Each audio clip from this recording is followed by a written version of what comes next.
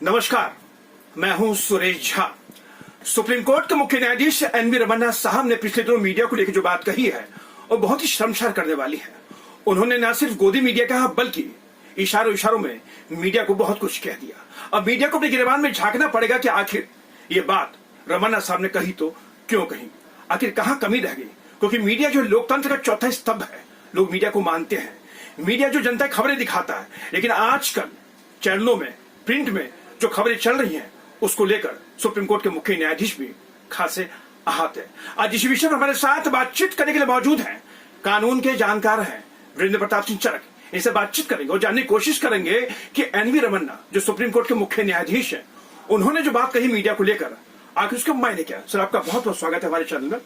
Sir, N V Ramana साहब कहते हैं कि आजकल मीडिया का रूप बदल चुका है। जो स्वतंत्र मीडिया है यानी इंडिपेंडेंट जो जर्नलिस्ट है वो अच्छा काम कर रहे हैं।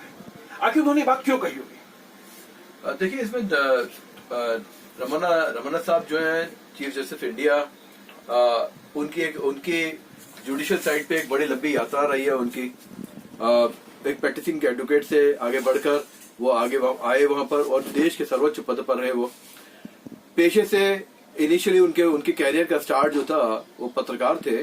तो हो सकता है जिन वैल्यूज के लिए वो चेरिश करते रहे, जिन वैल्यू सिस्टम के लिए जब पत्रकारिता को कर रहे थे, जुडिशियल साइड पे आने से पहले, जुडिशरी में आने से पहले, वकालत में आने से पहले, शायद उन वैल्यूज की बात अपने दिल में जो आती होगी उन्होंने उस दृष्टि से उद्गार उन्होंने रखे होंगे। लेकिन मेरे को एक बात जरूर कहनी है इसके बारे में। पत्रकारिता चौथा स्तंभ है इस देश में, पूरे विश्व में। लोकतंत्र जहां पर भी लोकतांत्रिक परिपाटी का पालन होता है, सरकारें लोकतांत्रिक सरकारें हैं, लोकतंत्र जहां पर भी है, पत्रकारिता जो है वहां का बहुत इफेक्टिव मोड होता है। और उसका मूल पर्पस ये होता है कि लोगों के सामने नवीन जानकारियां लाना, लोगों तक वो जानकारियां पहुंचाना कि लोग जो अपनी जिंदगी में मसरूफ है, अपनी जिंदगी की उगाह में लगे हुए हैं, उनको आसपास क्या चल रहा है और क्या चीजें उनकी जिंदगी पे असर डाल रही हैं, ये जानकारी जो पत्रकारिता के माध्यम से ही आती है। लेकिन अब ठीक है, चैनल्स हैं, चैनल चलाने वालों की अपनी कुछ मजबूरियां हो सकती हैं, उनकी अपनी बजटिंग हो सकती है चैनल चलाने वालों की। तो मेरा कहना यहाँ पर यह है इस बारे में, वो शायद जहां तक रमन्ना साहब जो है वो खोजी पत्रकारिता उनके दिल का जिसके लिए जिसको वो चेरिश करते हैं अपने दिल में, शायद मेरे ख्याल में जितना संभव उसकी बात कर रहे हो। लेकिन एक विषय थोड़ा सा उनकी बात से मैं हल्का सा डिफर यहाँ इसलिए हल्का सा करने के रखूंगा। मीडिया चैनल चलाना अपने आप में it's a business. Media channel चलाना कंपनीज, जो बड़े बड़े कंपनीज हैं, जो कंपनी चला रही हैं, उनके बहुत बड़े खर्चे होते हैं उन लोगों के, पूरा पैराफर्नेलिक एक्सपेंसेस होते हैं। एक अगर वो इन्वेस्टिगेटिव पे फोकस करेंगे, शायद उनके तो फंड नहीं है। सर, ये तो बात है, लेकिन सर ये बताइए कि मीडिया को लेकर जो बात कही गई है, मीडिया समाज का आईना होता है, वो आईना दिखाता है लोगों को, चाहे पॉलिटिकल पार्टी हो, चाहे पुलिस हो, चाहे प्रशासन हो। हमारा मकसद है जनता से जुड़ी खबरों को दिखाना, ताकि तभी लोग मीडिया को देखेंगे। लेकिन आजकल जिस तरह से टीवी चैनल पर बहस होती है, पॉलिटिकल बहसें होती है, महंगाई के मुद्दे पर जो बहस होनी चाहिए, चैनल को जो दिखाना चाहिए वो नाराज मिलता है। तो क्या कहेंगे कि कहीं ना कहीं रमन्ना साहब के कहने के बाद क्या मीडिया को अपने गिरबान में झांकना चाहिए या नहीं झांचे? आपका क्या कहना है इस विषय पर? देखिए, मैं एक बात जरूर कहना चाहता हूँ।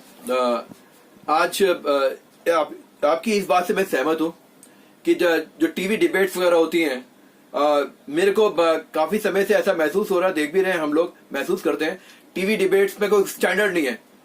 एक चीखे मार रहे होते हैं लोग बैठ के, जो बेसिर पर की बातें कर रहे होते हैं, वन अपमैनशिप दिखाने की कोशिश कर रहे होते हैं। उसमें कोई गंभीर जानकारी, जनता से जुड़े मुद्दे नहीं होते, गंभीर जानकारी आए, ज्ञानवर्धन हो, उस दृष्टि से कोई बात नहीं होती।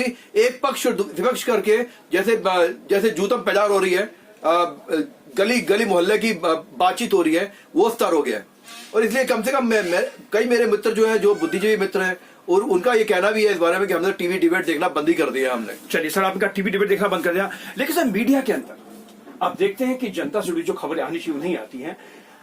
अब मीडिया में जो आरोप लग रहा है कि अब सरकार के भूपू बन चुके, यानी गोदी मीडिया। रमन्ना साहब ने नाम नहीं लिया, लेकिन इशारों इशारों में उन्होंने बहुत कुछ कह दिया।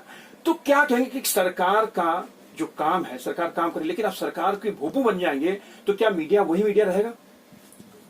देखिए, मैं आपकी बात देखिए, मेरा कहना है कि आप एक तरफा बात कर रहे हैं इस बारे में। मेरा ये कहना है, सरकारी तो काम करती है, और जब सरकार काम करेगी तो चर्चा भी सरकार की होगी। तो इसलिए मीडिया जो सरकार के कामों की चर्चा कर रहा है, उस पक्ष को, सरकार के पक्ष को रख रहा है, तो मुझे लगता है कि वो गलत नहीं है।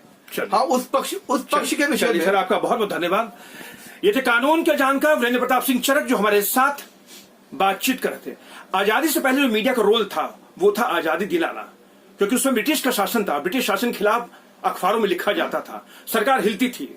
लेकिन समय के साथ साथ अब मीडिया का रोल भी बदल चुका है। अब मीडिया जो है सरकार की भोपू बन चुकी है, और शायद सरकार भी यही चाहती है। लेकिन अनवीर रमन्ना ने जो बोला है वो कहीं ना कहीं मीडिया को शर्मसार करने वाला। मीडिया को अपने गिरेबान में झांकना पड़ेगा कि आखिर किस तरीके से, किस लिए ये बात कही गई है। क्योंकि मीडिया को लेकर समाज में जो एक धारणा बनी हुई थी कि मीडिया एक समाज का आईना होता है, और आज कहीं ना कहीं वो धारणा धूमिल होती जा रही है। जो लोगों की इज्जत थी समाज के अंदर मीडिया की, वो इज्जत कहीं ना कहीं धूमिल होती जा रही है, और इसकी जिम्मेदार सिर्फ और सिर्फ आप और हम हैं। कैंपस राजेश के साथ सुरेश झा, न्यूज़ नेट।